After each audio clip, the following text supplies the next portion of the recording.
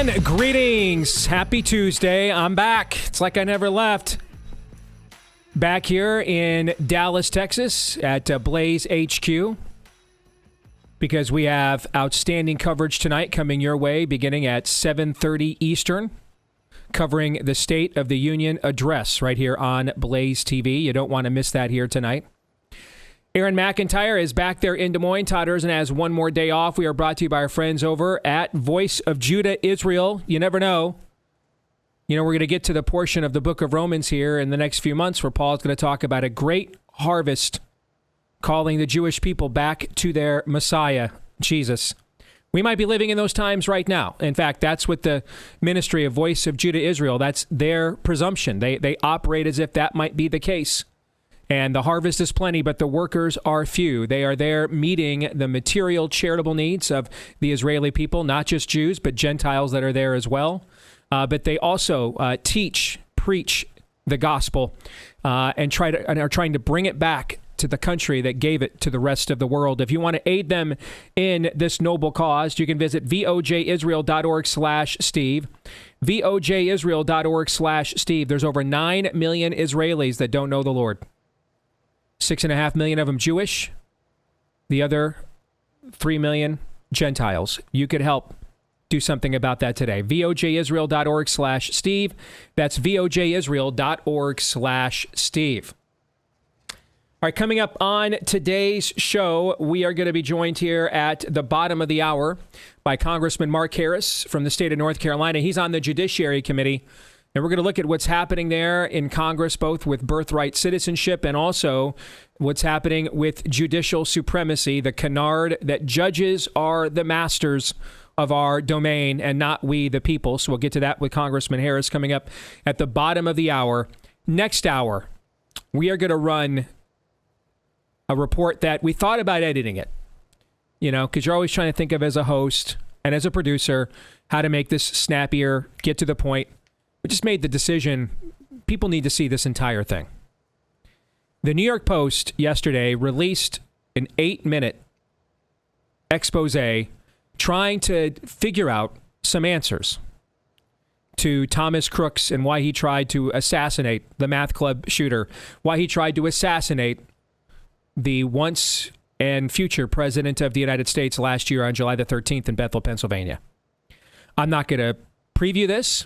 I'm not going to tease this. I think this is best left seen, Aaron. I don't know what you think, but I think it's best left just seen as is, present it, and let the audience soak it in real time for themselves, and then you and I will discuss it for the rest of Fake News or Not coming up next hour. Agreed? Let's not even tease anything about this at all. My mouth is shut if we're not going to tease it.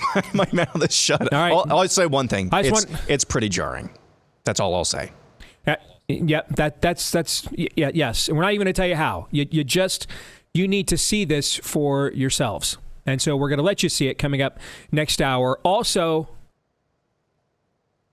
is the reign of terror for Pop Culture Tuesday, is the reign of terror, otherwise known as Kathleen Kennedy overseeing the complete deconstruction of Star Wars. Essentially, Kathleen Kennedy is attempting to do to Star Wars what Rhett and Link did to themselves. All right? And it worked. But could it finally be at an end, or is it really just too late to save the brand? We'll get into that for Pop Culture Tuesday coming up in the final segment of the show. But let's kick this thing off as we always do, Aaron, with your rundown of what happened while we were away. What happened while we were away, brought to you by the not State of the Union. Donald Trump will address a joint session of Congress tonight at 9 p.m. Eastern Time. Coverage on Blaze TV begins at 7:30. Trump continues to weather economic headwinds left by the last administration. The latest GDP forecast from the Atlanta Federal Reserve shows a contraction for the first quarter of this year by nearly 3%. Tariffs on Canada and Mexico go into effect today. According to Reuters, Honda will be building their next generation Civic in Indiana instead of Mexico. In reaction to these tariffs, semiconductor giant TSMC announced yesterday a $100 billion investment for manufacturing microchips in the United States. Here's President Trump at the White House. A big percentage of chips with this investment will be made now. A big percentage. We'll be at close to 40% of the market transaction and a couple of others that we're doing. Nevertheless, the Democrats keep bleating about fired government workers, Ukraine, and sundry issues. Senator Chris Murphy of Connecticut is not attending the speech tonight, saying in a statement, quote, "Wah, wah, I'm a man-child. An orange man gave me a boo-boo," end quote. Democrats who are attending, however, are not only insolent, they're also lazy. When I win, I will immediately bring prices down starting on day one. That ain't true. That's what you just heard. Since day one of Donald Trump's presidency, prices are not down. They're up. Those are Senators Cory Booker, Chuck Schumer, and Elizabeth Warren, all releasing the exact same video, reading from the exact same script. And that is the truth. And that is the truth. And that is the truth. Elizabeth Warren is also bringing a guest tonight, a fired worker at the National Science Foundation. Warren says she aims to force Trump to confront the federal workers he fired, the people who make this country run, she said in a statement. And it became personal with me. Now, what a slap in the face. Those aforementioned Democrat senators were among the 45 who voted last night against a bill that bans dudes from competing against your daughters. In other news, the head of the FBI field office of New York has been forced to resign. This is the guy who told his fellow co-workers at the FBI to quote-unquote dig in after Trump was inaugurated. Attorney General Pam Bondi says she has more Epstein files. I gave them a deadline of Friday at 8 a.m. to get us everything, and a source had told me where the documents were being kept. Southern District of New York, shock. So we got them all by, hopefully all of them, Friday at 8 a.m. Thousands of pages of documents. I have the FBI going through them, and Cash is also, now that we have Cash here, it's a game changer, of course, and Cash is going to, Director Patel, is going to get us a detailed report as to why the FBI withheld all of those documents. Trump administration has paused all new weapons deliveries for Ukraine. Vice President J.D. Vance provided more insight on what went wrong with the Ukrainian delegation late last week. It's supposed to be ceremonial. You know, there had been some public back and forth, some disagreements, some words spoken in public, and the president was like, let's have this moment. We give some credit to the brave Ukrainian fighters, and of course it's a very brave army that they have there in Ukraine. Let's sign this minerals deal, which importantly does two things. It allows the American people to get some of their money back, but it also shows the Ukrainian people that America has a long-term investment in their sovereignty. You do those things, we'll sign this thing, we'll have a rah-rah moment, and then we'll get to the tough talk of negotiating peace. We couldn't even get the Ukrainians to a point where they could talk about the peaceful settlement. And finally, this from comedian Nick Alex. I'm a huge sports fan. I have a son now, and just every fiber of my being wants this kid to be great at sports. But he's a complete white. It's going to be an uphill battle. I'm aware. If it wasn't clearly illegal, I would give my kid steroids almost immediately. And part of me does feel like I should be allowed to. Other parents are giving their kids hormone blockers. I can't give my kid extra. I think it makes sense, logically. Should be able to take him to the doctor and be like, technically he's a 2-year-old boy, but he's been telling me he feels like a slam dunk champion, so shoot him up, Doc. That's how he feels. And that's what happened while we were away. That is absolutely brilliant. You know, I kind of feel, Aaron, like wokeism and its ascendancy in terms of policy had to coincide with its stifling of comedic dissent. Oh, for sure. Because what comedians could do to just how crazy this is just cause so much of its own disintegration and mocking that normal people, even before they even consider tuning into a show like us or a network like this, normal people would just like you saw in that clip, just laugh at the absurdity of this. It kind of feels like these two things kind of had to go hand in hand, didn't they, in a way? Oh, absolutely. I mean, we've talked about this a few times in the distant past, but you know, if Christianity is on the decline in culture, which I think we're going to be talking about that soon, that maybe that's not so much the case anymore. But if Christianity is going to be on the decline in terms of influence in a culture, culture is always going to have its small p prophets, though. And where do those come from? And still a culture that wants some form of truth, maybe is rejecting Christianity on some level. The comedians should step into that role of small p prophet, laughing at things that you're not supposed to laugh at, making fun of people you're not supposed to make fun of.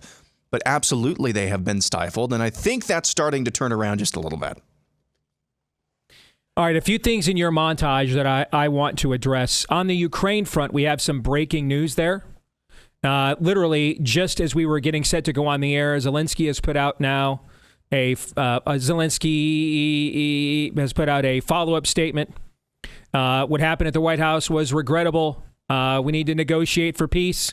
I'd like to sign your minerals deal. Basically, a complete and total capitulation in terms of the press release. But we've been here before because he was really just supposed to come and thank America and sign the deal and get a check and let's negotiate and end this thing. And he chose not to do that. So now he is feigning some level of humility. If Todd were here, faith without works is dead. So we'll see if he follows through.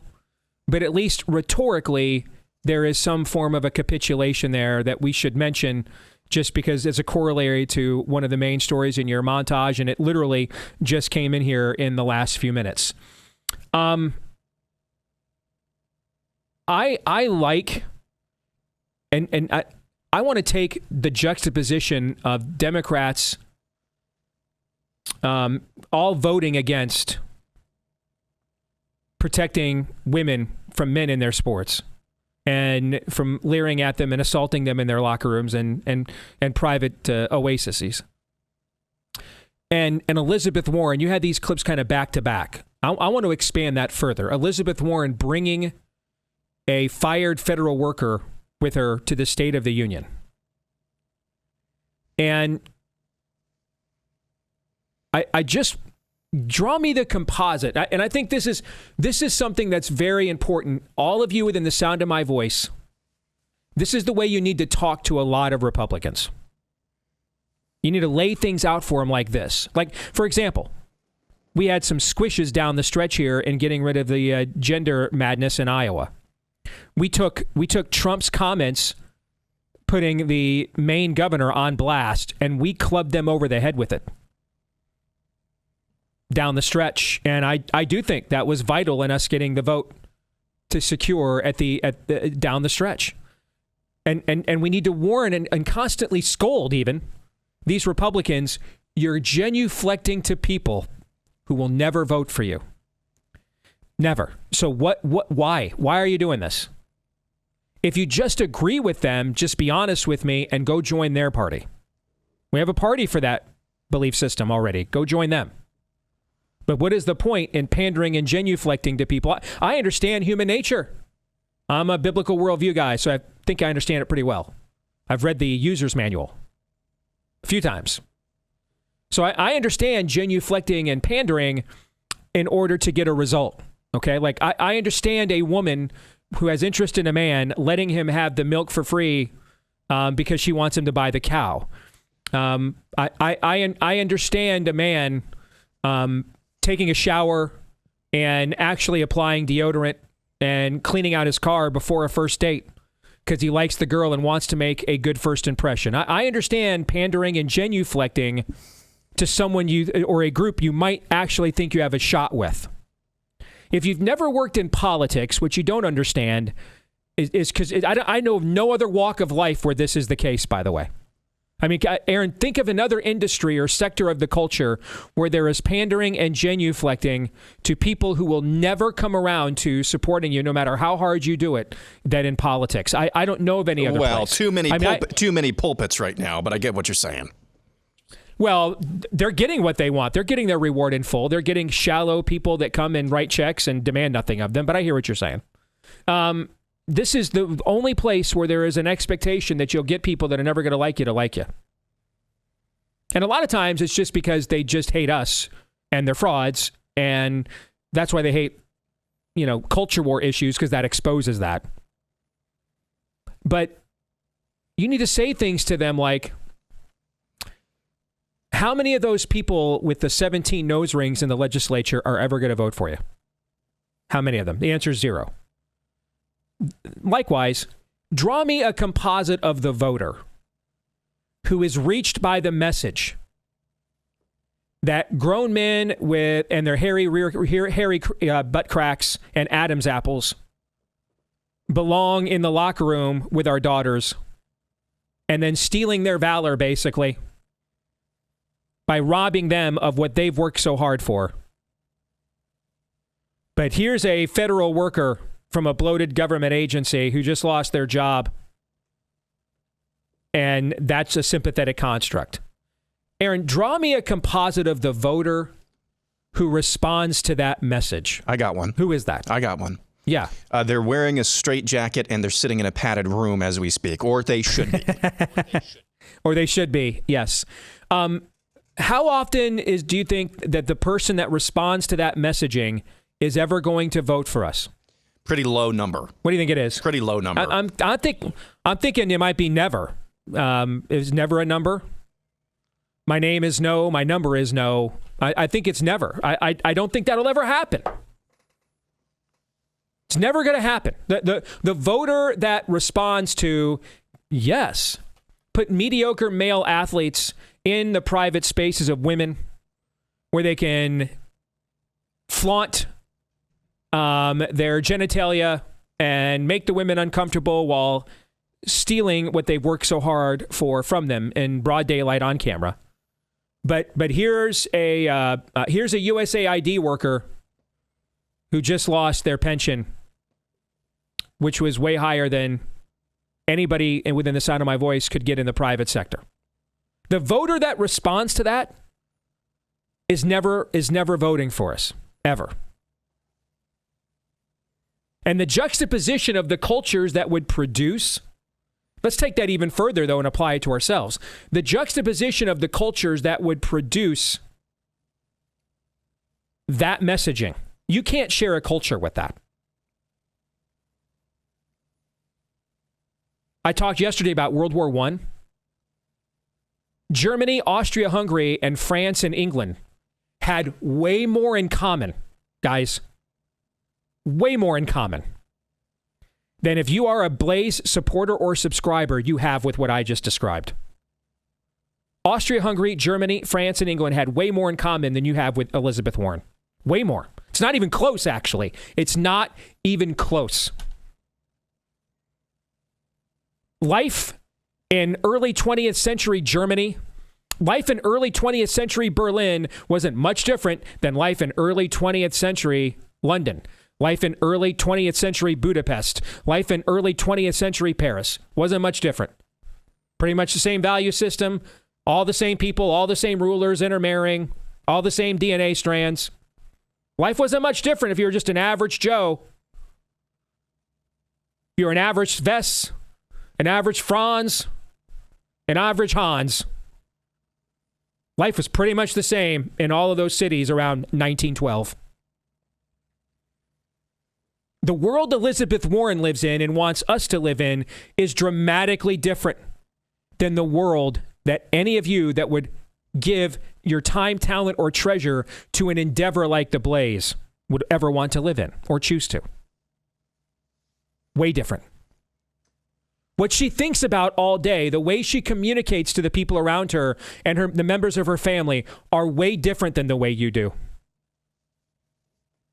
Yet, when we fired up the guns of August and you put on your uniform for the Kaiser and they put on their uniform for King James's court, you went to war even though your daily lives were pretty much the same. You pretty much went to the same churches. You pretty much heard the same sermons. You pretty much read the same books. Pretty much had the same family lives, same standard of living. Wasn't much difference. There's a chasm, a cosmos level difference between the way Elizabeth Warren lives and wants to than we do. There's no sympathy for a woman, has no sympathy for the women. But she has sympathy for the rare federal worker to lose their job in a bloated $100 trillion government. I mean, that's just, there's very little constituency for that, by the way. And we have nothing in common with that. Absolutely nothing. I mean, I'm struggling to consider what Elizabeth Warren and I would agree to go to war for. What would we both agree to that was worth that level of fighting for? I mean, I don't know what it is. The people most likely to invade me have a worldview much closer to Elizabeth Warren's than I do. She has more in common with them than I have with her. I'm not even sure what conflict could emerge, at least of this world. Maybe if the visitors arrived, but of this world, I don't know what geopolitical conflict could emerge that the 45 U.S. senators who can't even get male and female right. And we're not even asking them to do that, frankly. I mean, this issue, the men and women sports thing is very important, but it's an entry point to this issue, guys. It's the fruit on the tree, but it's the low-lying fruit. It doesn't get to the root. It doesn't get to the root at all. It's just the entry point to the wider debate. And in fact, you can even, and we've seen this from people like J.K. Rowling, who retconned Dumbledore as gay after she made billions of dollars, of course. Andrew Sullivan, was the intellectual face of the Rainbow Jihad for its first 25 years. I mean, we're seeing people that are like wrong about all kinds of things, even able, out of common sense, to get right about this.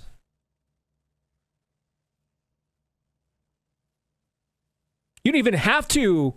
You don't even, I mean, you can literally just go in and out on this issue and never get into the broader constructs and ideologies that we confront on a show like this with these issues of sexuality and gender to get this issue right. And they can't even do that. Better yet, they won't. Every poll taken in the last year has shown over 60%, well over 60% of Democrats think there's no way men should be competing in women's sports and invading their spaces. And yet not a single Democrat broke ranks yesterday to break the filibuster to make this become law. Can't share a country with that. There's no way to share a culture with that. I'm not sure what war could emerge that I would fight on their same side and them on mine.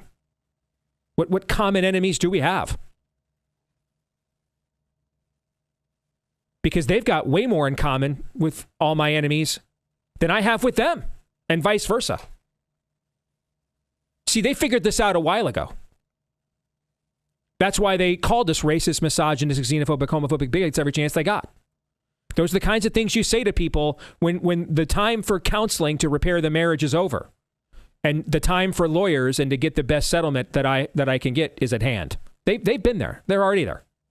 We're now getting there. We're figuring that out. But there's just none of those people would ever vote for us. None of them would. There's no point in pandering to them at all. No point with negotiating at all. No point genuflecting to them at all. No point giving in to them at all. No point accommodating in them at all. We used to say on the show, the deal that the left offers is you slit your throat or we'll do it for you. That's still the offer on the table. You saw that yesterday. Even with their own base saying, stop this insanity, we're tired of it. They're still like, nah. We're still just a demonic construct, guys. That's what we are. It's just demons, bro. They can't even take an easy win. You know why? Because they don't want to live with us. And they don't want us to live like we do. That's why. So the terms are, we will slit our throats or they'll do it for us. Never forget that. Never. And never let your Republicans in your states ever forget that either. And you tell them, you stop genuflecting and pandering to people who are never going to respond. They're just not that into you, man. Stop sending her flowers. Stop texting her. Have some dignity. It's never happening. Quickly, Aaron, I want to address Pam Bondi talking more about the Epstein files on Fox News last night. Sorry, not to interrupt your train of thought. Is there something? I want to add something to this real quick. Can we make a point of order show rule that John Fetterman is no longer considered whatever he was before? Because he came out and he said, you've got it. I'm a 6'6", whatever you want to call me. But the trans need my help. You've got an ally in me. The school children, save the school children. No, that's not how any of this works. If even he is gone, and he is somebody who we considered, and this is a really low bar, but we considered a top 10 senator last year, even if he is this 12. Far, top 12 senator, even if he is this far gone, I think that just further underscores what you were just saying. Yes, correct. It's just not, there's no way to work with them. They just have to be defeated. Can't coexist. It just can't happen. We just culturally cannot coexist. It cannot happen. I mean, these are people that deny basic reality. The Democratic Party is a demonic construct. That's what it is. All right, let's quickly touch on Pam Bondi here on the Epstein files, because I like what she had to say last night. Makes sense. They did get rid of a guy, right? The head of the Southern District of New York FBI did resign last night, right? That did happen. So I guess a head kind of rolled, I guess, right? Okay. Again, trying to be as fair as we possibly can here to our own team. But I think maybe a good faith effort here, or good faith gesture, Aaron, is required. Can I suggest one? Please. Just give us a name. You know, like when you're making a big deal, money has to be put in escrow. There's a down payment. You know, something that demonstrates that you plan on following through on the deal, right? An engagement ring. You know, you see what I'm saying? I mean, something that is a significant gesture that indicates that you plan on finishing what you're committed to. Fair? See what I'm saying? Okay. Yes. So Ghislaine Maxwell has been is in prison for the rest of her life for human trafficking. Well, she can't be a human trafficker without a human traffickee. She had to human traffic to somebody. Otherwise, there wasn't any human trafficking. So what is she in prison for?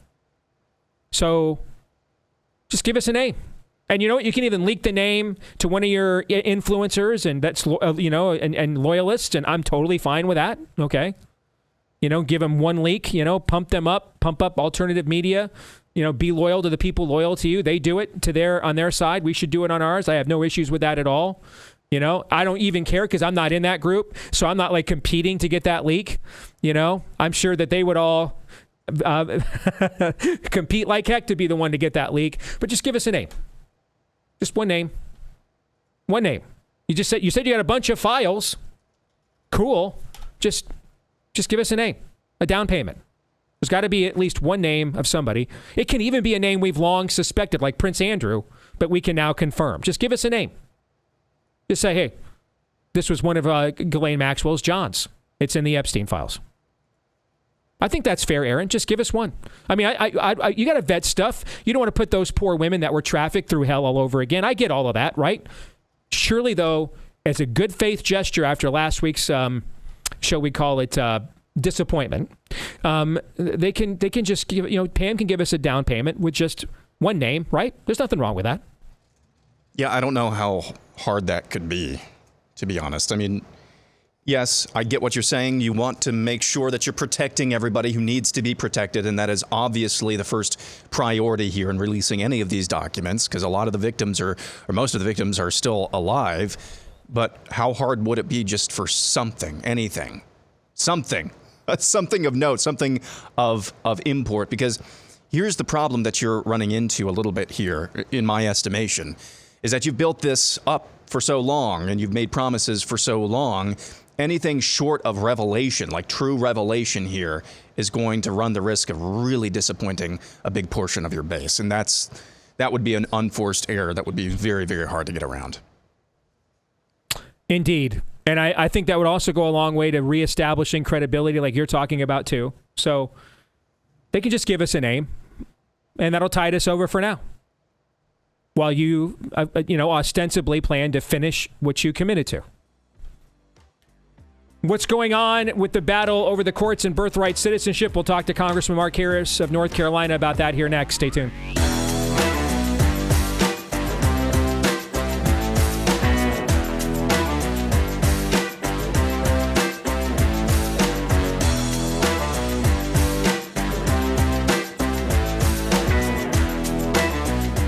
Well, I know there is at least one person in this audience who has just come to the conclusion that dealing with chronic pain is just going to be my lot in life for the rest of my time here. And you might be right. I mean, we do get old, and I did check again this morning, and the death rate remains a very robust and consistently robust 100%. Okay, so, these are mortal coils that we are living in. They aren't going to live forever. But it's also very possible that you've just given up too early because you haven't found the right solution yet. Now, no guarantee, but our friends at Relief Factor think they have an option that might work for you. And over the years, over 1 million people have tried the 3-week quick start from Relief Factor. 70% of them saw such good results in 3 weeks or less that they stuck with the product long term. What is Relief Factor? It's a drug-free supplement created by doctors who can prescribe drugs, but they wanted to quit masking pain and risking side effects. Let's go right after that inflammation in your joints that's likely manifesting and symptomizing as that achiness and soreness and stiffness that just lingers and won't go away, and that something is Relief Factor.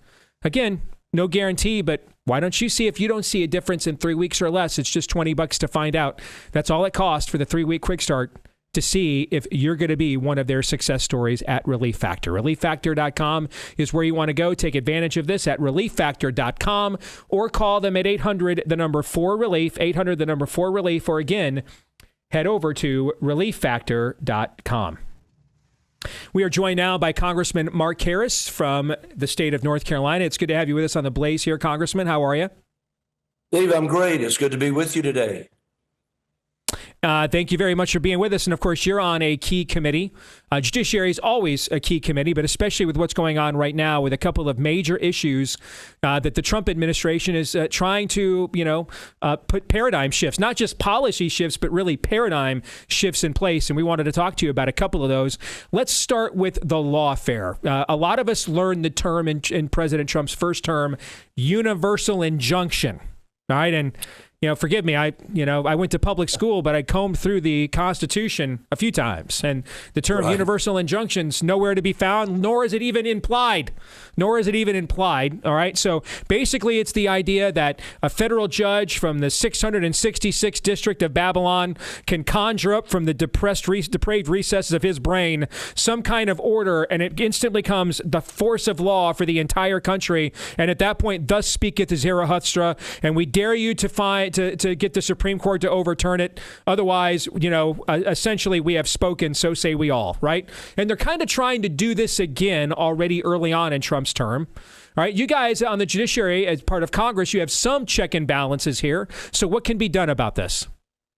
Well, a couple of things that we're doing. That you alluded to the hearing that's being held this afternoon, and it's a subcommittee that's going to be looking at the just how these elected or these local prosecutors and state prosecutors are utilizing this lawfare. I mean, we saw it so much with President Trump, not only in his first term, the things, but when he came out of that term, just the way that the prosecutors at the state and the local just sort of went after him. And then, of course, as you mentioned, you've got these judges that are trying to step in and block his executive orders at every point and turn, all trying to throw up barriers, all trying to slow down the progress of what the American people voted for in November of 24. And I think that what we're trying to do this afternoon, at least in this initial hearing, is just look at the approach that they take and begin to expose those kind of things. But I think one of the things that's going to happen with these judges is there is certainly a move that is afoot to file impeachment against these federal judges that are just stepping in that is way outside the bounds of what they are doing and just trying to stop and slow down. And again, just throw up barriers at every turn. And that's using our legal system for a purpose that it is not intended. And, it's kind of like if you can't win at the ballot box, you just sue until it's blue, I think was the theme that they oftentimes used. So the courts, as you know, Congressman, are the judicial branch is the only branch that is entirely subservient to the other two for its existence. It can't staff itself. Correct. It cannot fund itself.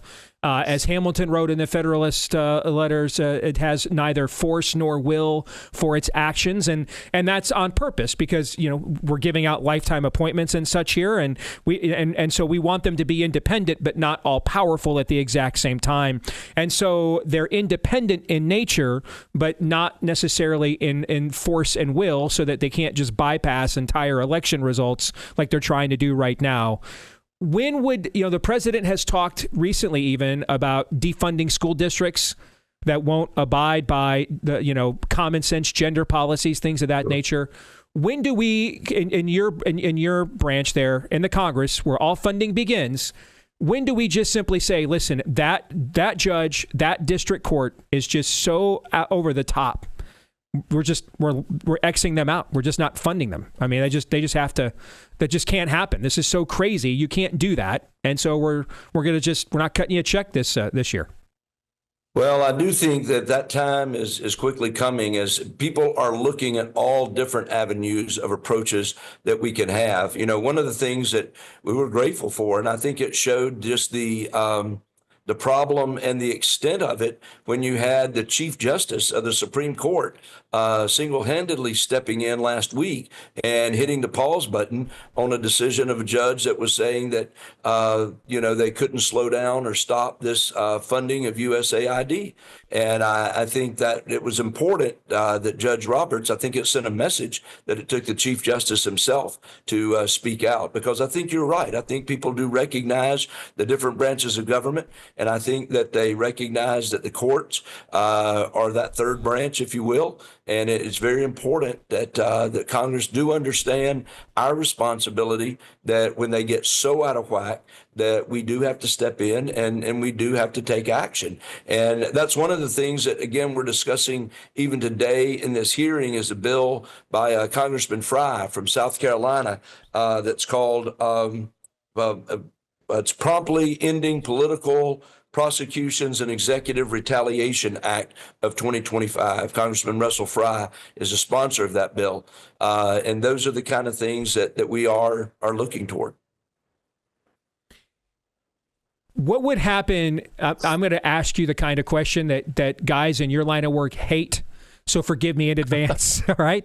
But thanks very much. Let's game theory. Yeah. So I gave you a 20-second heads up. All right.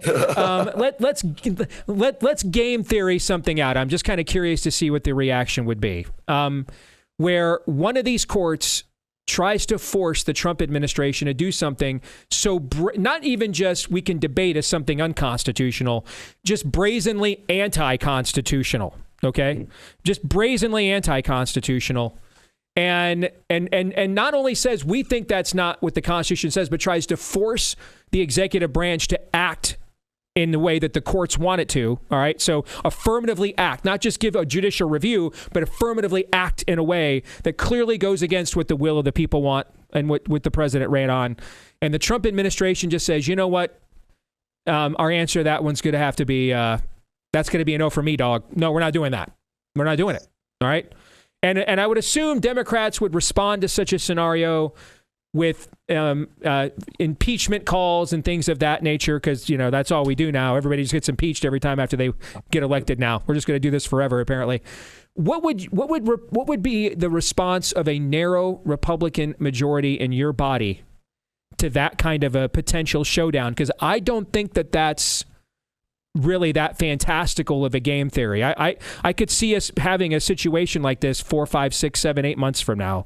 So if that were to occur, how resolved do you think your caucus is when they respond, hey, he's a tyrant, we're going to impeach him? Yeah. Of course, I'll answer it as you probably would expect people in my line of work to start by answering it. I don't like to deal with hypotheticals. But that being said, I do think that there is a unified body in this Congress that is supportive of President Trump. We understand the Constitution. Nobody is blindly following anybody. But I do think that we understand that there was a mandate given by the people of America. The Democrats love to argue, and they hate that word mandate. But the reality is that the U.S. Senate was flipped to Republican. The U.S. House majority was maintained, even as thin as it is.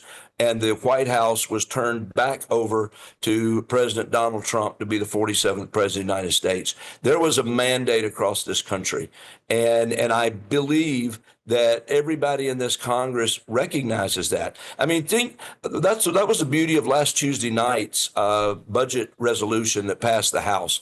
It blew a hole in the framework and the narrative of the left, because suddenly they could no longer say Republicans can't govern, they can't get together. I mean, even the Senate started their own version of what they were going to do, because I'm not sure they had confidence and faith that we could get a majority vote and pass something in the U.S. House. And yet we did it last Tuesday night. That was a big victory for the president. That was a big victory for Speaker Johnson. It was a big victory for Congress, showing that we can do this. And so, in answer to your hypothetical, if it's going to require strong action, even against an out-of-whack judge that is taking place when the president stands up and says, no, we can't go there, I think that this Congress has his back at this point. That's me personally, from what I can gather from this Congress. There's a united front right now. Let's switch gears. The other paradigm shift is birthright citizenship. And the president attempting to go back to what the original meaning of the 14th Amendment was. If you read the senator from Michigan, Jacob Hall, I believe was his name, is one of the main authors of the 14th Amendment and what he thought that it meant. He was even questioned at the time, hey, does this mean any foreigner comes in here and has a kid, they're a citizen? And he's like, I'm just assuming, we're all assuming it's the original implication that you had to be. That's why it says under the jurisdiction thereof. And he said that's why we don't count the children of ambassadors as citizens and things of that nature. They're not here under the jurisdiction of the United States government, right? And so this was really how this was interpreted until well into the 20th century, when it was expanded to basically just bypass immigration law. Obviously, you guys are working on this in that subcommittee as well. So where's this battle heading? Could you tell us that? Well, you know, I'm excited, obviously, about the president on January 20th issued his executive order that made it clear that he was going to protect the meaning and value of what it meant to be a citizen. American citizenship means something. It's a valued gift that we're very grateful for. And the president's executive order was the start. I'm very excited to be a co-sponsor on a bill by Brian Babin. Representative Babin from Texas has introduced a bill that really is going to help clarify this whole issue and codify it. And I'm excited. I'm hoping this bill continues to move forward because it's going to do that. Ultimately, you're going to see, I guess, the courts. President, when he knew that put that executive order in place, he knew that it was going to be challenged in court. It's going to make its way back up, I assume, to the Supreme Court. And my hope is that the court we have is going to find correctly. We do have a majority on the Supreme Court currently that are originalists and do believe in the original intent of what was written there. And we all know, every American knows that the 14th Amendment was not put in place so that illegal aliens could come across the border and have babies that instantly become American citizens. That was not the intent of it at all. And so I'm confident as we work our way through the courts, but from our role in Congress, while it's important to have an executive order, that's only as strong as the next president that comes in and tries to rewrite it. And then the court's interpretation is critical, and I think we need to hear from them. But Congress can codify this, and I think it's important that we take that step. And that's why I'm a co-sponsor of Representative Babin's bill that I think is really important in moving it forward.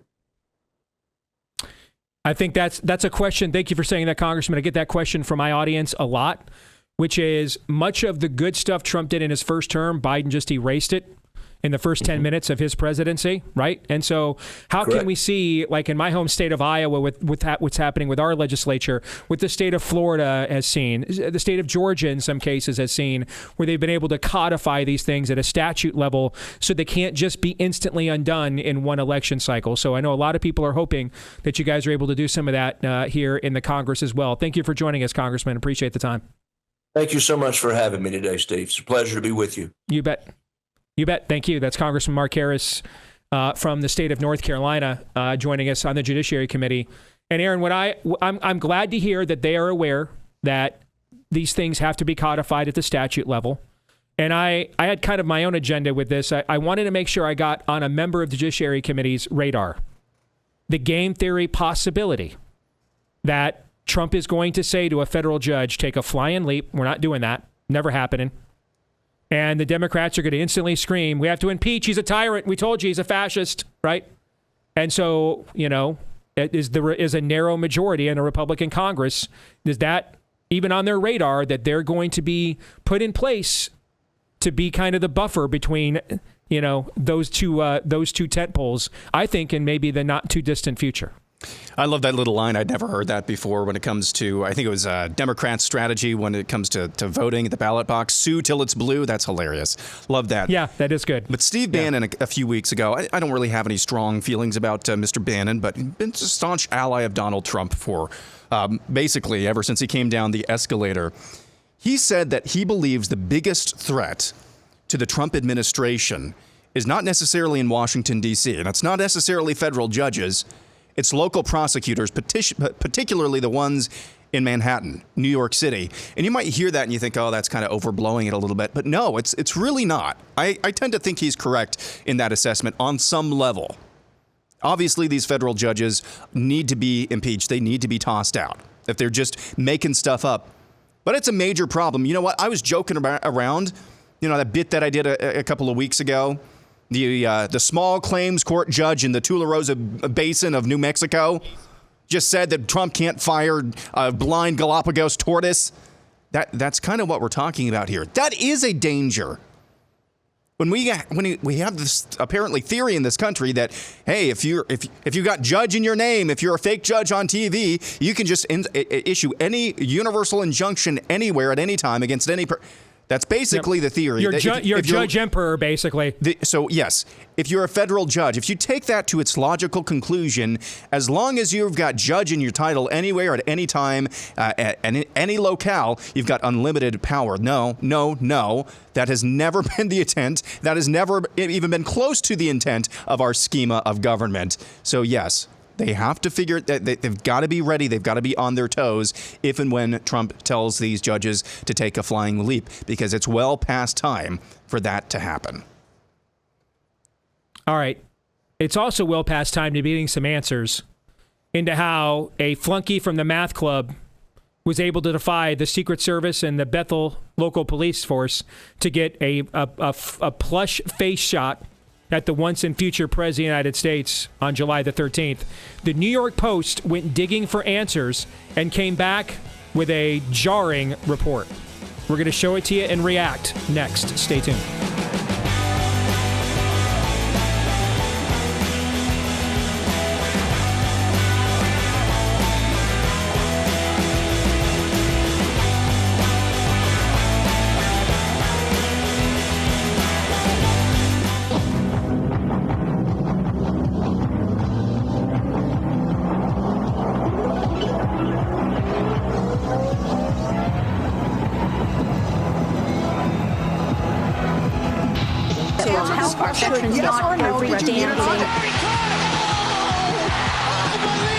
The first trans woman to have a successful uterus transplant. Man enough to cook my steak rare. But I felt God's presence with me as I made the decision to end 2 pregnancies. No regard for human life! I look like someone who has a mental disorder. The garbage I see floating out there is just supporters.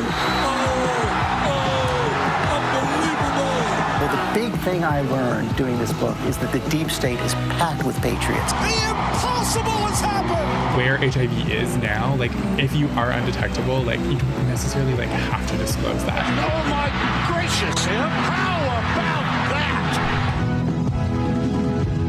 I got the bracket done yesterday, Steve, and you did? Yes, it is completed. It's all filled out now.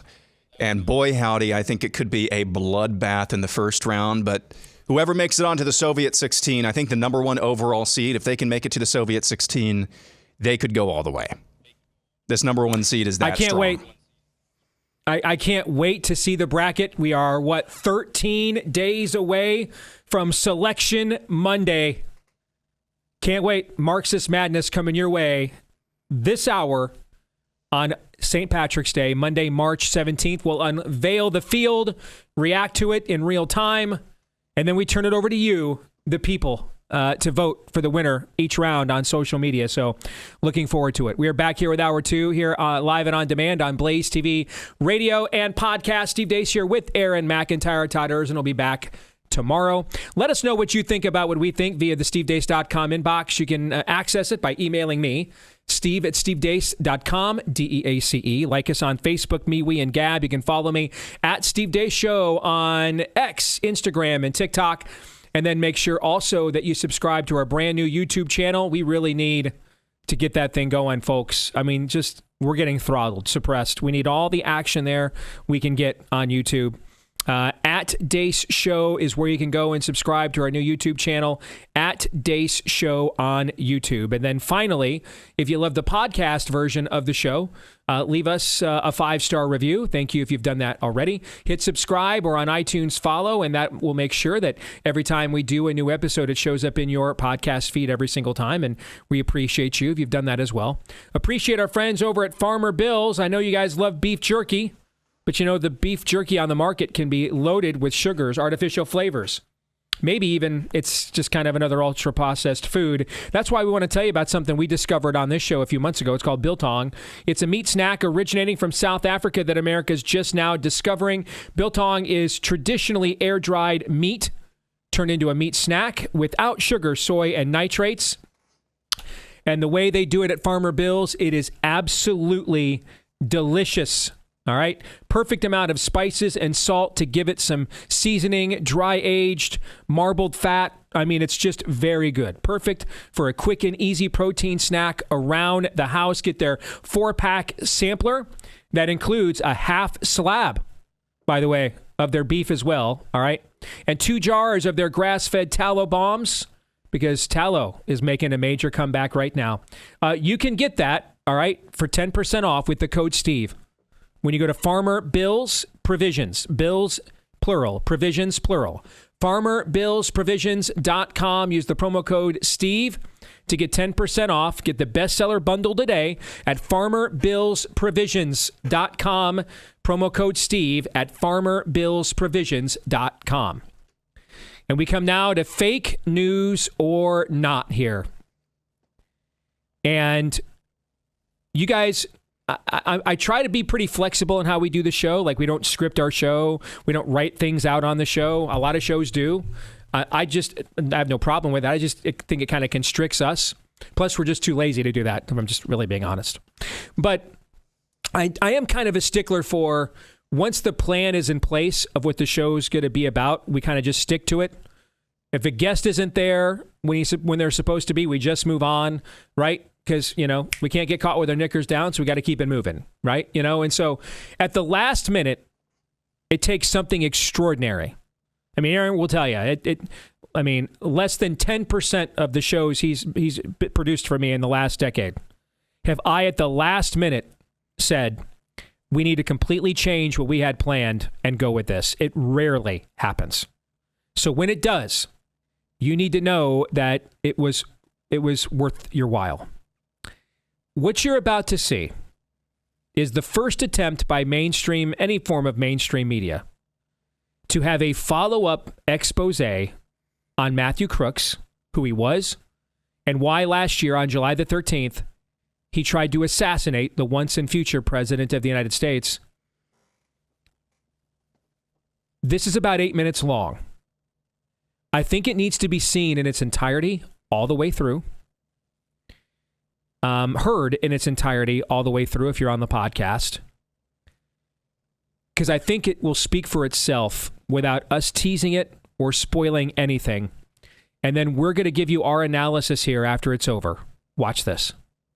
Was Thomas Crooks, the would-be assassin of Donald Trump, part of a larger criminal network? There were others in helping, assisting Thomas. And does one private investigator's claim of an electronic device still pinging at his old high school have any merit or implications? Plus, those close to Crooks say public narratives about him are all lies. It still baffles me now. My findings in Western Pennsylvania almost 8 months later, right now. On July 13, 2024, a seemingly mild-mannered college kid almost altered the course of human history when he shot Donald Trump at a rally in Butler, Pennsylvania. But to friends, neighbors, former teachers, and investigators, why Thomas Crooks did what he did is just as much of a mystery now as it was back then. Videographer Matt McDermott and I spent a week in Butler, Pennsylvania and nearby Bethel Park in a sometimes wild journey to find out what really happened. After all these months, the trail is as cold as the ground that you see in front of me.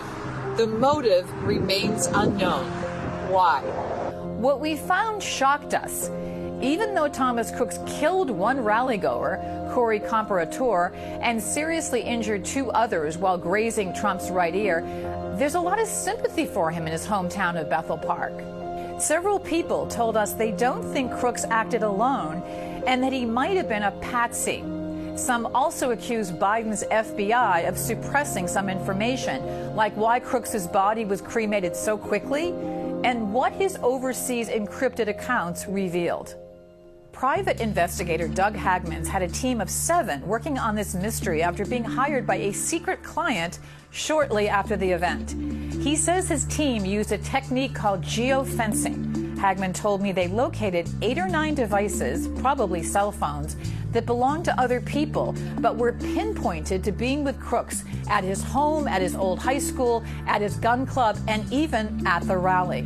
Hagman said he doesn't believe Crooks acted alone and that he was part of a criminal network that's still out there and still wants to kill President Trump. Yeah, I'm going to say that I think there is sufficient evidence to support the conclusion that there were others in assisting Thomas Matthew Crooks based on the presence of electronic devices at his home as well as at the Butler Fairgrounds. But to all his neighbors, Thomas Crooks seemed like a regular teenager. I mean, he seemed like a normal kid. He seemed nice enough. He'd wave and smile, every day he'd be out walking around. So it's not like he was like a shut-in or anything like that, Seemed like a very normal teenager.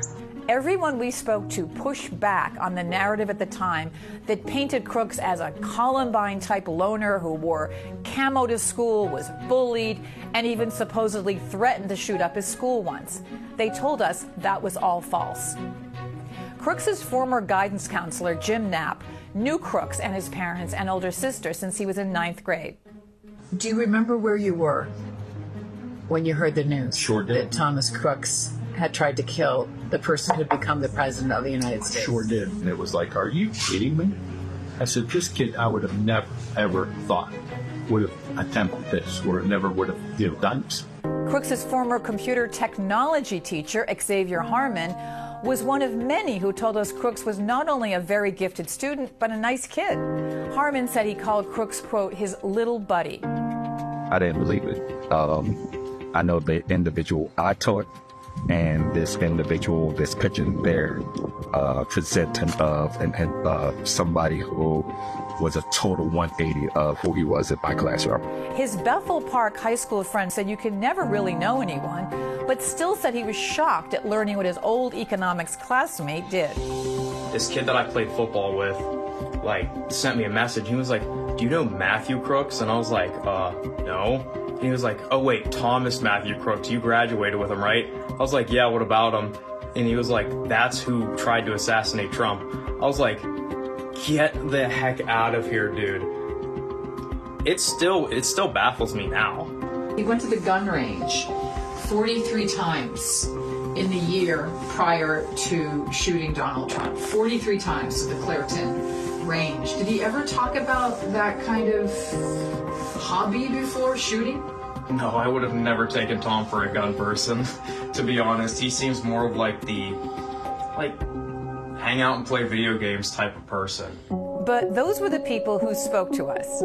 Many did not. Thomas's parents still live in the very small ranch home in Bethel Park, but have never given interviews. I'm standing right in front of the Crooks home where Thomas Crooks grew up.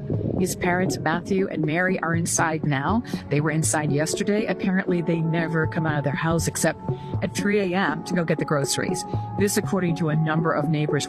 Crooks's older sister, Katie, lives in an apartment complex nearby, but good luck getting to her. Behind me is the apartment building where Katie Crooks, Thomas Crooks' only sibling, lives. She's about 23 years old. She works as a janitor nearby. And when we went to see if we could talk to her, we were met by two men in her apartment building complex that came to the door and told us in no uncertain terms that we had to go. They were polite, but they said, and I quote, "This story is dead, and you need to know that." We also visited the gun club where Crooks practiced an astonishing 43 times between August 2023 and the Trump rally in July 2024. We are right now rolling up to the Clairton gun range. This is a gun club and a shooting range about half an hour from Thomas Crooks' house. And he went once in May, 2 months before the attempted assassination of President Trump. And the day after, oddly enough, there were officers, agents from the Department of Homeland Security that were here shooting as well. Louisiana Congressman Clay Higgins told us, however, that he's pretty sure Crooks acted alone. He investigated the incident for months as part of a bipartisan congressional committee. But he admitted to me that he still hasn't found a motive. Higgins hopes the new FBI director, Kash Patel, will help him find out more about Crooks in the coming months. But the people we spoke to said they don't believe the mystery of why Thomas Crooks did what he did will ever be solved. Why did he do it? I said why I thought, and I really to this day believe it. Evil. You know, from time he left high school to 2 years later, something happened to that young man during that time frame. And I'm a firm believer, and as we talked earlier, Dan, about my current job in the religion, I believe evil is in the world. The devil has hit the world. It has always been in the world. But I think the devil really inflicted him, caused him to snap, and that's why he did it. His teacher, Xavier Harmon, wants to remember his old student, not the scary young man he read about in the media after the shooting. I just want everybody to understand who Thomas really was and the individual that I know. You know, the monster that's being created isn't the individual that sat there for 2 years in my classroom. So I'm going to focus in my heart and my mind to always remember that young man and not who was created. All right, so credit there to the New York Post for that report, which absolutely is jarring. The minute you sent it over to me yesterday afternoon, Aaron, we already had today's show already plotted out, just, waiting for any, news that were to change what might be in your montage. We had this segment already plotted out. And as soon as I watched this, I'm like, we are now changing this segment. This report, I'm going to let you go first, actually. Since you found it first, what were your thoughts? It was actually more disturbing the second time watching it, because that's the second time that I've watched it now. The first time was yesterday. I immediately sent it to you and Todd. Second time was now. I don't know if it was the production choices in the video that made it more jarring and disturbing, like the upbeat music at the end there as we're talking about would-be Trump assassin number one. Whether it was kind of some of the hokey depictions or graphics used. There's something just off. It's almost, we're getting into uncanny valley territory with this entire thing. Almost human, but not quite with this entire story. I think what stuck out to me the most, they interviewed there several people, a neighbor, a friend, a couple of teachers, his guidance counselor. Universally, did they see anything approaching negativity about Thomas Matthew Crooks? No. With mass shooters, with psychos, well, he was kind of a loner. Yeah, he was there. Something off about him. Didn't really think much about it, but, now that I think about it, he was kind of a loner. No. Normal kid, great student, nice kid. That's jarring in and of itself. That there were no breadcrumbs. From 2 years, whatever happened in that intervening time period, there were no breadcrumbs of the Thomas Matthew Crooks that they knew, and the one that came within a millimeter of changing, as I think the reporter aptly said, changing the course of modern human history. But the most jarring thing is what his guidance counselor said.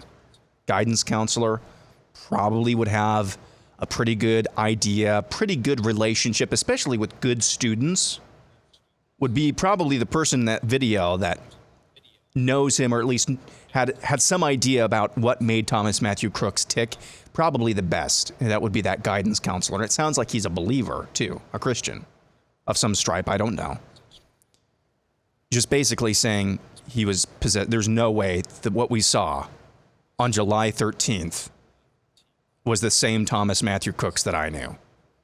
And he came right up to the line without stating it explicitly that it was demonic possession or demonic oppression or influence of some way, shape, or form. Because it certainly sounds like the people who knew him cannot explain what the heck happened to him. It's just bizarre. Watching this a second time, I'm even more blown away with how bizarre it is. You know, I as I watched this yesterday and watched it again, I just kept feeling like I was familiar with what was being described here, and I couldn't put my finger on it. And that's why I kind of, stalled out and passed the buck to you to comment on this first. And it's what you said at the end, I think, has finally connected the dots for me. I produced a movie about Matthew Crooks. Yes. Yeah. This is the story of Eddie. That's just Eddie being Eddie. Nobody would have noticed these things, subtle changes that occur over time. That's essentially the character, Edward Wayne Brady. In the movie I produced, is what they're describing about Matthew Crooks. Can you help me understand, to the member of Congress there, Aaron, can you help me understand that if you cannot determine a motive, how you therefore know someone acted alone? Because how can you know that? Because certain motivations, it might be that he alone pulled the trigger. He's the lone gunman, so to speak here. Okay. But certain motivations would lend itself to being part of a broader effort. You see what I'm saying? Assistance here, guidance there, looking the other way here, encouragement there. How would you know if he acted alone if you don't know what his motive is? Do you know that? No.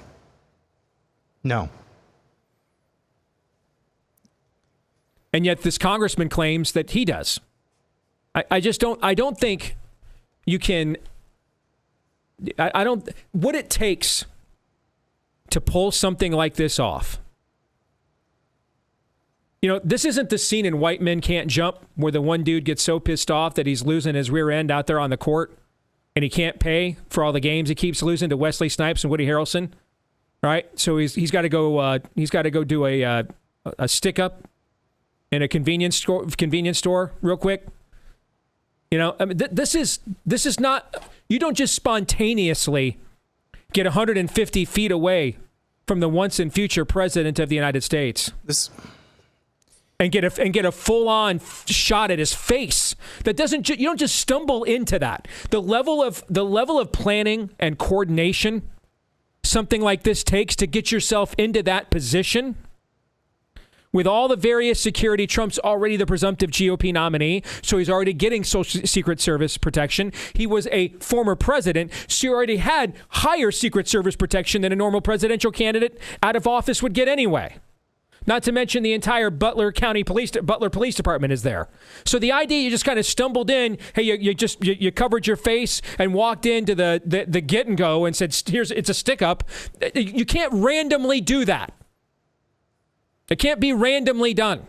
So some level of plotting and planning and strategy must happen for something like this to occur, which is one hella effort for someone to pull off all by themselves and just so happen to outsmart the entire Secret Service, not to mention the entire local police department.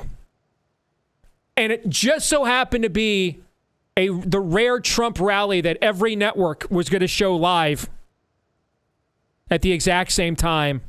That is a hella amount of coincidence, Aaron, to tell me, on one hand, you don't know his motive, but you're confident that he acted alone. I don't know how you could possibly make those two statements congruent at this point. These stories are starting to snowball. And what am I talking about with these stories? This goes back to the Epstein thing. And I'm sorry to all three of you who have expressed to me, I like you because you don't yell like Steve and Todd. We have to have freaking answers on something, sometime. Mm-hmm. We've got to get answers on Epstein. We got to get answers on this. We've got to get answers on Matthew Leibelsberger. Remember him, Steve, the Cybertruck bomber? What happened with Stephen Paddock, the alleged Las Vegas mass shooter, deadliest mass shooting in U.S. history? What Trump's happened second assassin who basically belonged to the Ukraine Foreign Legion. What happened in the days between, February 26th and March 3rd of 2020 with Anthony Fauci? What happened there? Mm-hmm. We have to start getting answers. Ultimately, if any of our institutions are going to be revived, trust has to be rebuilt.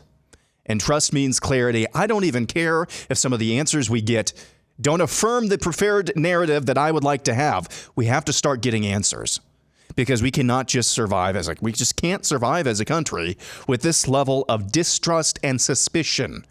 I don't know how much longer it's going to last, but we have to have answers on some of these things. And that's what I mean when these stories are starting to snowball. I could think of, if I sat here for a little while, 5 more just mysteries that would really help our understanding of the world. I came up with 4 or 5 off the top of my head. Really help us understand how this world operates or operated and what we need to do about it. But until we start getting answers and the truth about a lot of these stories, this is just one of them. Trust is never going to be revived. Amen. We cannot, again, we keep saying this over and over again. As optimistic as I am, you cannot share a country with people who cannot even tell you basic facts about massive world-shifting potential stories like this. Goes back to what I said about the Epstein list and files during your montage, and Pam Bondi is now out there. Pam Bondi's out there now saying, hey, I got my answers. I got the files from the Southern District of New York. We got rid of the FBI. That's great. I'm glad because she could have probably just, Homer Simpson this thing into the bushes, to be fair. And there's quite a few influencers and people on our side that are basically paid to forget about stories like this. Let's not lie to each other. We all know that that's true, right? And just moved on. And there would have been a pocket of us who would have been like, hey, remember when they were going to give us the Epstein files, but would have been largely forgotten because there's literally 75 other crises we have to solve in the Western Hemisphere right now, right? She could have done that, Aaron. She could have, but she's still on there saying, hey, I'm going to get to this. We got the files. All right. So I want to respect that.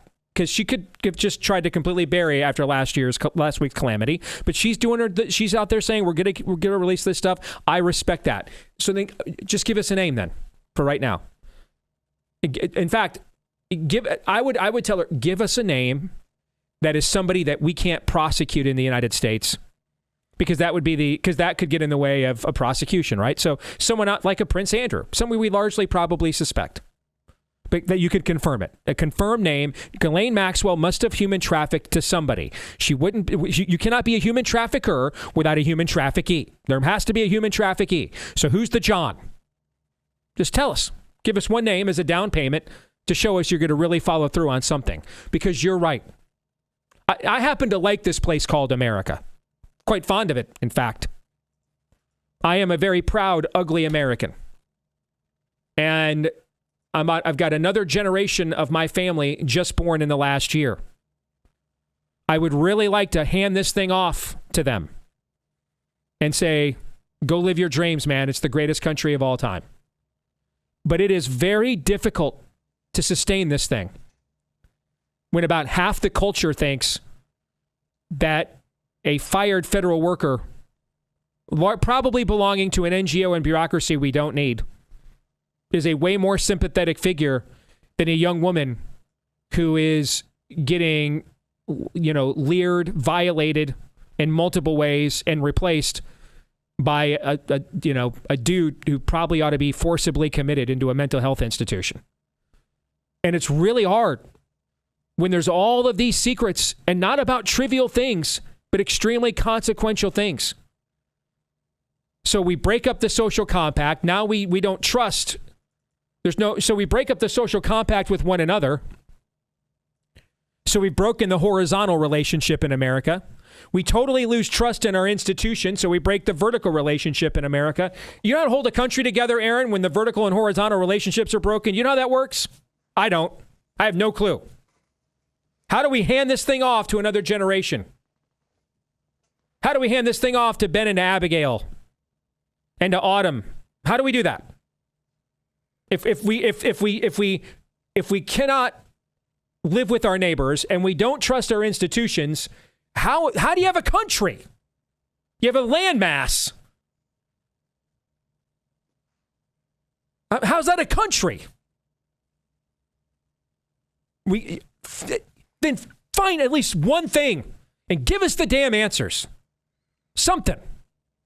Tell us the truth about something.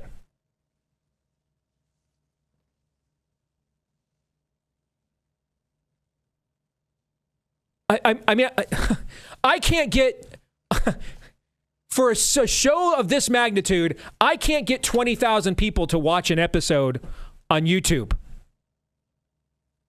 But a math club kid went to a gun range 43 times,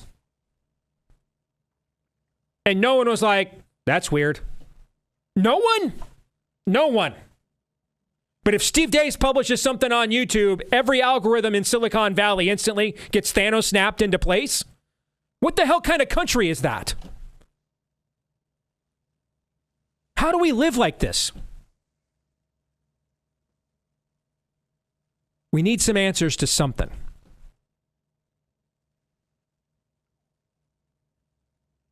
Just give us a name, Pam. Just one name. Just give us one. They deserve it anyway. So just give us one name. How is it possible Matthew Crooks outsmarted the entire Butler, Pennsylvania Police Department, let alone the freaking Secret Service? How is that possible? But a member of Congress wants to tell me he doesn't know his motivations, but he's confident he acted alone? You can't possibly make that assertion.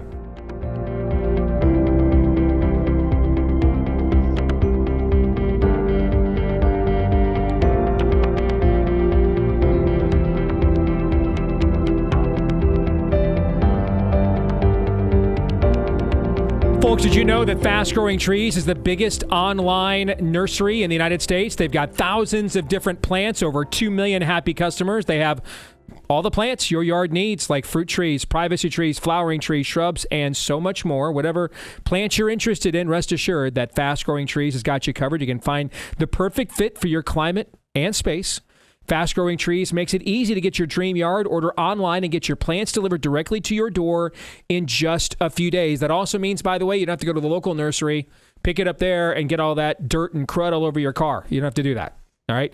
They'll just ship it right to your door. Plus, you get support from the trained plant experts there. They're on call to help you plan your landscaping, choosing the right plants, and learning how to care for them. We've ordered from Fast Growing Trees in the past. Menu is very wide-ranging, and they ship you good stuff. It shows up fast. That's why it's called Fast Growing Trees, right? So they've got over 6,000 plants to fit any space, including indoor plants to fruit trees to everything else you'd want in your yard or even in your own home. So this spring, get yourself the best deal.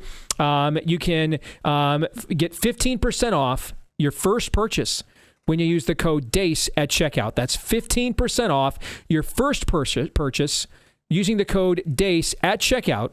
That's an additional 15% off at fastgrowingtrees.com using the code DACE. That's code DACE for 15% off fastgrowingtrees.com. Use the code DACE for the 15% discount. Oh, and also don't forget tonight, why am I back in Dallas again? We've got our big coverage of Trump's speech to the joint session of Congress tonight. Coverage begins here on Blaze TV and on YouTube beginning at 7:30 Eastern. So we'll have pre-speech coverage, plenty of post-speech coverage and analysis, including yours truly. Make sure you check us out here tonight, and should be a good time. Look forward to seeing. There's a lot of reports out there. Democrats are planning on acting like douchebags. Pray that they do. That the American people freaking hate that crap. They do. They just don't like that crap at all. So pray that they act out tonight. That would be to our benefit. Not to mention you're kind of walking into a Trumpian trap there. You cannot out-troll Donald Trump. It's just not possible. It's not possible. All right? You have to understand sometimes who you're up against, okay? You want to fight, you want to take on Michael Jordan in the batting cage, not in the basketball court. All right, recognize who you are and who you're up against, okay? You have no chance against Donald Trump in a trollathon. Absolutely none. So let's hope we see that tonight, starting at 7:30. Again, pre- and post-speech coverage, including yours truly, Glenn Beck, and more, right here on The Blaze. So, Aaron, last week, news broke as we get to Pop Culture Tuesday. News broke that the Star Wars universe may be free at last. Free at last. Thank God Almighty, we are free at last. That Kathleen Kennedy, who's really one of the most successful producers in Hollywood history. I mean, many of the films of my childhood that I adored, she helped produce. But in terms of running an actual studio, she turned Star Wars into woke wars and really destroyed the brand, maybe even irredeemably so. And we'll get into that here in a second.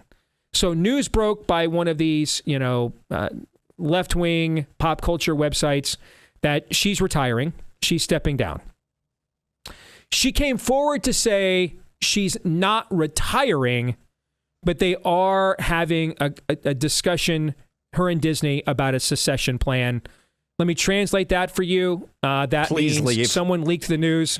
Yeah, yes. That also means someone leaked the news before we were going to put it out ourselves and frame it the way that we wanted to. We're trying to save some level of face here. Now, there's a lot of speculation about what happens after she leaves. I saw a video Nerdrotic put out about this a few days ago. And he made a point that I had not considered, and it depressed me because I think he's probably right. Is just having her go away doesn't necessarily solve the problem. Because, I mean, everybody in a position of leadership there that she has hired comes from her line of succession. She's, she would have hired people. Remember we were joking last year, the Joe Biden speechwriter room looks like the Star Wars writer's room. And it did. I mean, the exact same harpies in both rooms. Okay? So it may not be it may not be as simple as ding dong, the witch is dead here, Aaron. That she has polluted layers of the bureaucracy at the Star Wars sector of Disney Studios there. And that means it's possible it could actually get worse. In that we end up with people who are every bit as woke virtue signalers as Kathleen was. But they're not nearly. They couldn't hold her jockstrap as movie producers at the same time. So you get all of the shoehorn, ham-fisted evangelizing, and then like none of the actual thrills, qualities of a Star Wars movie that even the worst ones have at least isolated scenes that still capture some of that old magic. And I hadn't thought about that. And then I want to thank Nerdrotic for bringing that to my attention. And now I want to hurt him, actually, for that. But what are your thoughts on her potential departure? once and for all. Just to illustrate how momentous this is, I mean, this is our fake newspaper wall live in the studio right now. I mean, this is something that you never thought was going to happen. These are all just kind of fictitious headlines. You know, one of them is Michigan beats Ohio for the 50th straight season or whatever it is. And that's one of the headlines. Fever dreams. Fever dreams, yes. Fever dreams, that's a better thing. So this is one of the headlines over on our fake newspaper wall over there. The force is with us. Kennedy finally fired. So that just illustrates how momentous this possibly is. I'm not holding my breath. Breaking news, not holding my breath. And even if Star Wars were revived, there's this little thing called Dune that has proliferated in popularity over the past few years. When I saw the first Dune movie last year, when I watched it at home, it kind of ruined my childhood a little bit. Because Star Wars is just a cheap knockoff of Dune. So I'm kind of out on Star Wars in general. In general, I'm out on Star Wars. And much more so when it's this whatever it is that they've tried to do with Star Wars for the past several years. It's just, no. The story is all told. I don't really care. I think what they ran into as well is this just, hey, it's Disney Plus. We got to get all this content, exclusive content on there, and it's just too much. It's a glut. And I think that cheapens the ability or cheapens the incentive to sell a good story because you're sacrificing quality for quantity. You're trying. I think that's inescapable in this dynamic. So I'm not optimistic. You know, I'll keep somewhat of an open mind, but in general on Star Wars, I'm out. Last week, I watched a montage that Critical Drinker put together of all of the girl boss characters that have suddenly proliferated under Kathleen Kennedy's rule over Star Wars.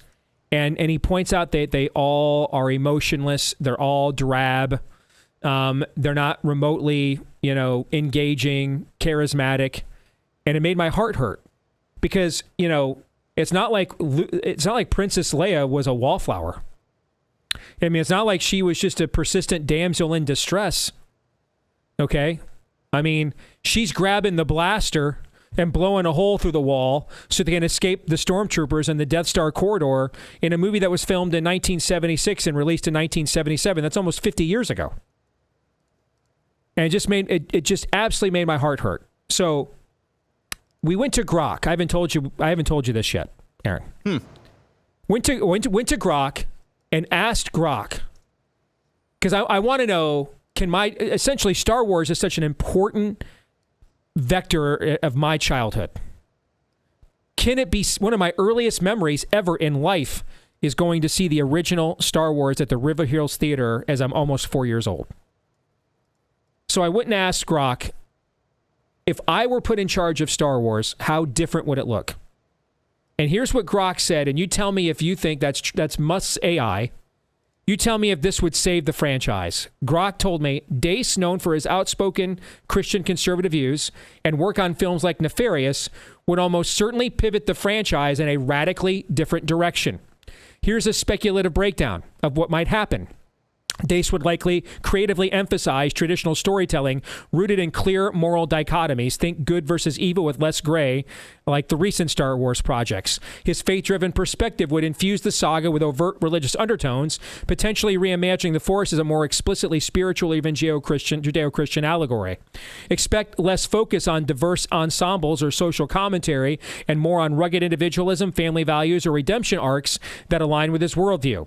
The aesthetic might lean harder into the original trilogy's gritty, lived-in feel, distancing itself from the polished, high-tech sheen of the sequels.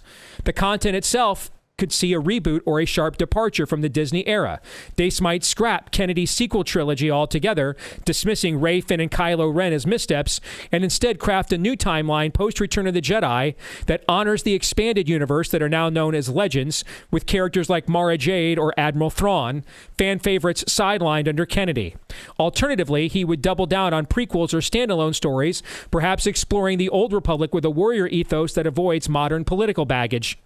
In fact, I've even suggested that's what they should do on this show. Fan reaction would be wildfire. The vocal subset of fans who've criticized Kennedy for ruining Star Wars might initially rejoice at her exit, especially if Deace pandered to their nostalgia. But its conservative bent could alienate the broader, more casual audience Disney cultivated, particularly younger fans who and those who embrace the sequel's inclusivity. Online discourse, especially on platforms like X, would erupt into culture war battleground. Finally, Star Wars is saved versus this is a theocratic takeover. The franchise's global appeal might take a hit if Deace's vision feels too niche or Americentric. Commercially, it's a gamble. Kennedy's tenure, flaws and all, has delivered massive box office hauls. Deace, with no experience managing a franchise of this scale, might struggle to replicate that. His indie film background suggests a leaner, cheaper approach, but Star Wars thrives on spectacle. If he misjudges the budget or the fan base, Disney could see diminishing returns, especially if merchandise falters under a polarizing rebrand. And behind the scenes, Disney execs would likely chafe. In short, Star Wars under Deace would become a bold, divisive experiment, potentially a love letter to a specific subset of fans, but just as likely a franchise killer if it alienates too many people. It'd be less a continuation of Kennedy's legacy and more of a hard reset for better or for worse. So on the making a film on the cheap, I had to do that because that was all the money we had. But here on the show, anybody needs something. If I can afford it, you ever been told no? No. Oh, by the way, there is something I need to talk to you about that with Marxist Madness. Okay. All right. We'll get to that. Yeah. Right. So, but the rest of that I think is actually kind of accurate. I mean, creatively, Grok says I would turn Star Wars into Star Wars. That's what Grok says. I would just turn Star Wars into Star Wars. But Grok is correct. We may not be a culture capable of that. Going back to the themes of this entire show. We do not horizontally like and trust one another. We do not vertically trust our institutions. It may not be possible to have a unifying storytelling. That's one of the reasons I'm so fascinated to see what James Gunn does with Superman here on July the 11th when that film comes out. We just may not be a people capable, Aaron, of this level of clear good versus evil, altruistic heroes, etc., redemption arcs. We just may not be a people capable of being entertained by that content anymore en masse. The Grok thing was all wrong. Yeah, it was all wrong. Oh. The only thing it should have written was Deace would be fired after the first production meeting for suggesting a storyline about how the protagonists saved the universe's supply of pumpkin spice. I think that was all that. No, it was an interesting kind of thought experiment that you asked Grok. Grok has got a couple of presuppositions upside down, though. Saying stuff like fearing, theocratic infusion. No, it was already infused or beginning to be infused with theocratic nonsense. It was just their Theo. It was just the left's Theo. It was their God. Yep. That was what was being injected in it. What you're trying to inject is real story. His story. That's the best story of all. So that's always going to make the best story. I still believe on some level, unless there's just massive campaigns and there's always going to be massive campaigns as long as we have the mainstream media in its current form. Massive campaigns to just brainwash people that you don't like this, you don't like this, you don't like this. Like the thing that we talked about in the montage today with those 23 senators now, I think it is, just reading from the exact same script, the exact same words, the exact same B-roll. But I still have to think that just the way that we are wired by our creator, good story will always matter. It's always going to matter. It's always going to have an audience, probably even a big audience if done well and done right. So I think some of the presuppositions that Grok took there in the dichotomy between, injecting religious themes. No, there were already increasing religious themes in Star Wars. It was just atheistic, progressive, gobbledygook garbage. So do you think the franchise can be salvaged on any level whatsoever? Can? Yes. Will? I mean, salvaged as a unifying force, a pop culture royalty. It still makes a lot of money, but the unity around it, the energy around it is all but gone. Can they recapture that? Yeah, but they got to say no for a while. Let it sit on mothballs for a little while. Mm-hmm. I mean, just from a business sense, not even just kind of from a reset sense, just from a business sense, get people's appetites back up for it. This is what I'm talking about with the glut of content that they've produced, and Marvel has done kind of the same way. What is the number one rule of performance anything, of media anything? Always leave the people wanting less? No. Always leave the people satisfied? No. Why would they keep coming back? Always leave them wanting more. There's just too much right now. So when I know that they are serious about really turning this around is when they will put it on mothballs for like a decade. But they can't do it because they paid what? How much money? $1 billion? $4 billion for it. So they can't do that. Yeah. It just goes to show. I mean, if we could jump in the DeLorean and go back to 1975 and just find 10 people on the street and tell them IBM won't matter at all in 40 years, they'd look at you like you're nuts. And if we could hop into the DeLorean and go back and tell people in 1985 Star Wars won't matter at all in 40 years, they do the same thing. There's only one eternal kingdom, folks. Only one. Romans 8:28.